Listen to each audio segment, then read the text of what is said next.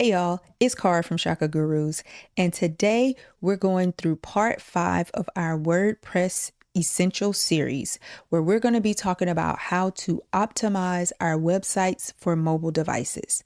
Now, in parts 1 through 4, all of our updates were made on the desktop version of our website, but today we're jumping head first into the mobile layout, or as we like to call it, mobile responsiveness, to make sure that our website looks good on the phone so it can align with how well it looks on our desktop. The first thing, how do we get to the mobile editor of our website?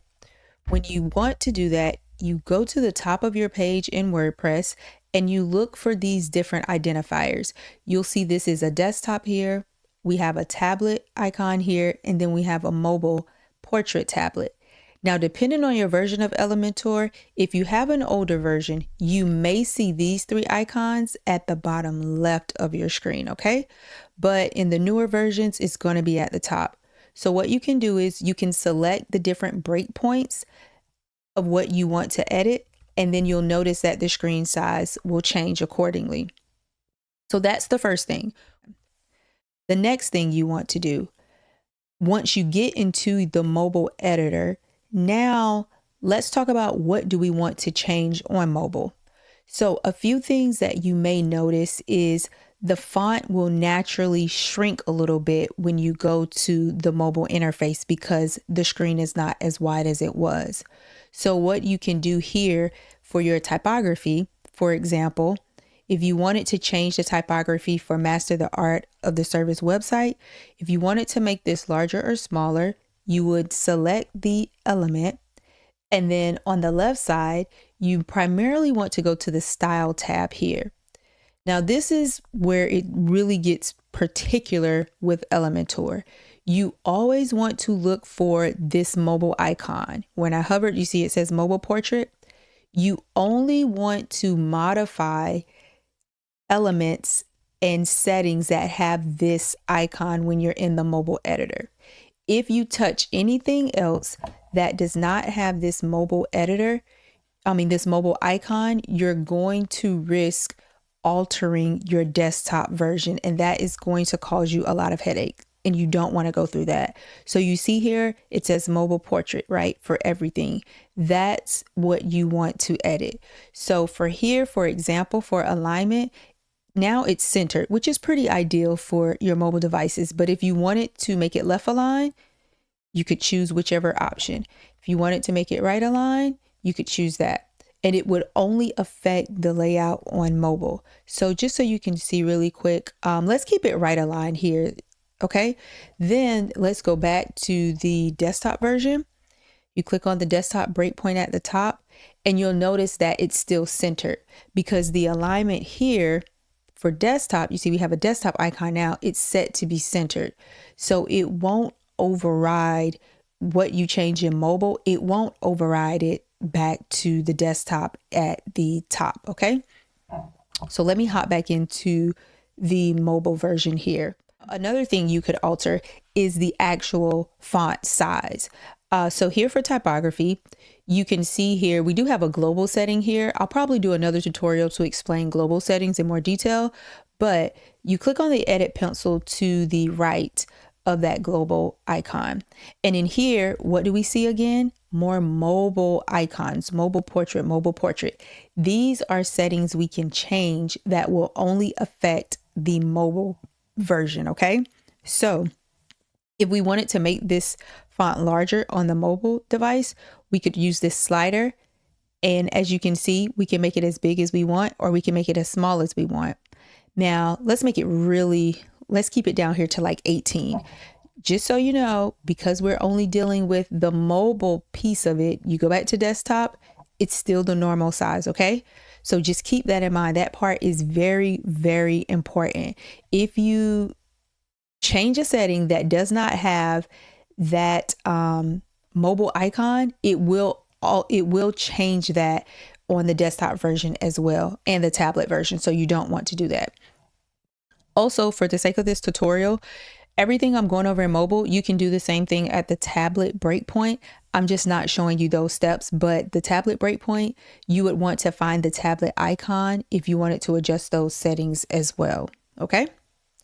All right. So next up, let's talk about maybe possibly changing the order of certain elements on your mobile screen for mobile devices. So here, as we scroll down, we see everything is pretty much still looking in the order that we would ideally like. However, if I come down here, we have this section, we have some text, we have a paragraph and a call to action, and we have an image. But I actually want the image to be on top of this section with the text. So what we can do here is if we select the container, and I'm going to expand it to the right so you can see we have two containers here. So this is where flex boxes really come in handy. And you can also do this if your site is built with sections. But over here to the left for items, you see direction. We also have this mobile portrait icon again. Right now, the column is vertical, but what we actually want to do is reverse these two containers. So if I switch it to column reverse, now the picture is on the top, which is the way that I would like it aligned. So it swaps it on mobile, but again, on desktop, it will keep its appropriate alignment. Nothing will change there. So that's one thing you can do, is just change the order. Another thing, so this section here, on desktop, these were aligned left to right, the four benefits. They were aligned left to right in one horizontal line. But on mobile, we have a lot of space here. So you could ideally keep them top to bottom, but if you wanted to save a little bit of real estate here, what you could do is select the container and then locate gaps. So you notice your gaps here, and what we want to do is really decrease this column section here. So I'm gonna go for like half of it. So now you notice when I switched it to half, which means the space between each column, I still have enough space to highlight each benefit in two columns now on my mobile device, but it's still not cluttered. So that's another option that you can do for your mobile responsiveness. And another thing I want to show you is if you wanted to hide a certain element. Let's say, okay, here for testimonials. So for testimonials, we have three different testimonials three. So let's say we wanted to hide one of these testimonials. So the easiest way, I'm just going to select this second testimonial here. And where you want to go, if you want to hide an element on the mobile version, you go to advanced, you select the element, then at the top left, you select advanced. When you get into the advanced menu items, you want to come all the way down to responsive. Responsive then shows you three options, and you can choose which version you want it to be available on. So I actually want to hide it on mobile portrait. So we just click the toggle button and now it's hidden. You'll know it's hidden because you'll see the gray lines slash through that element, but the other elements don't have that. So it will still be viewable on your mobile phone, but not the one that is already grayed out. Okay, now the last thing we want to go over is the menu. The menu is the first thing people are going to see. It's going to be at the very top of their screen. We want to make sure that the menu looks as cohesive as the rest of the site.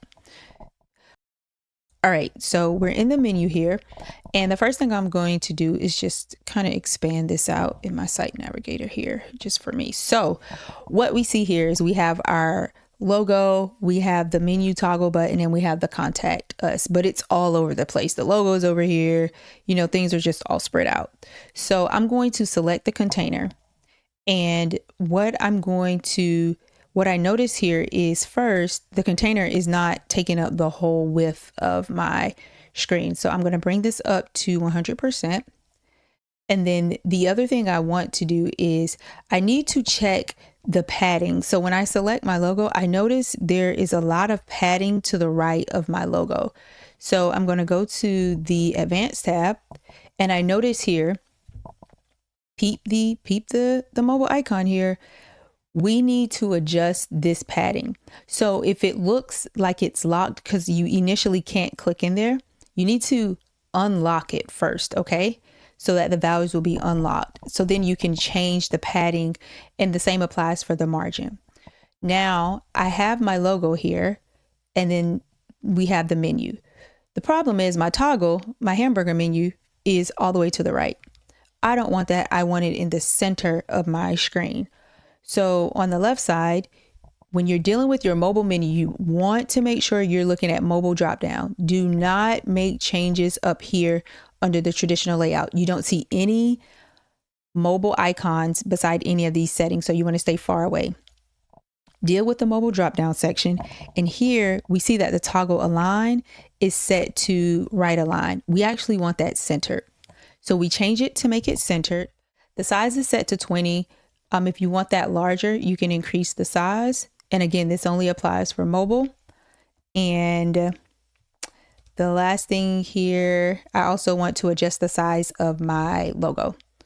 So let's adjust the size here. I select the logo, I go to style, and I notice here I have some more mobile options that would only reflect this version. So let me bring this height up. That's probably, yeah, the height is the issue. Let's bring this up. Bring it to a nice 70 here. And I also noticed that it's really like touching the top edge of the screen. So I'm just going to go to the top level header here, and I'm going to give myself a little bit of margin, a little bit of padding here at the top. So I already have 5% on the right. And let me bring this up. Yeah, I cleared the 5% out, which is fine as well. You also want to check and make sure that your menu looks appropriate when you actually open the menu. So I click on the hamburger menu, and I notice that my items here, they're left aligned, which, I mean, that's okay. But if you wanted to, you could also go back to content, and then for your mobile drop down, you want to come down to text align, and it says aside. I want it centered, okay? And then you can center it here. And then again, if you wanted to change the font size for these menu items, if you wanted them to be a little larger, you would stay on the menu element, but you'd go to style, and then instead of main menu, because that's not where you want to be, we're talking about the drop down, okay? So we go down to drop down, and then here for typography, we want to increase this size. As you can see, it's 14. So you'd want to make this larger, okay?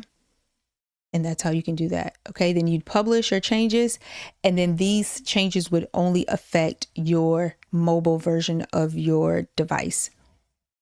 That's it for today, y'all. I hope you learned more than one thing on mobile optimization when it comes to WordPress with Elementor. Thank you for hanging in there with us for part 5 of our WordPress Essential series. If you missed any other parts, go back and check out parts 1 through 4. Let us know in the comments if there's anything else you'd like for us to address. And thanks for joining us. See you next time. If this video solved a problem for you, hit the like button. To solve the next one, hit subscribe. Let's keep building.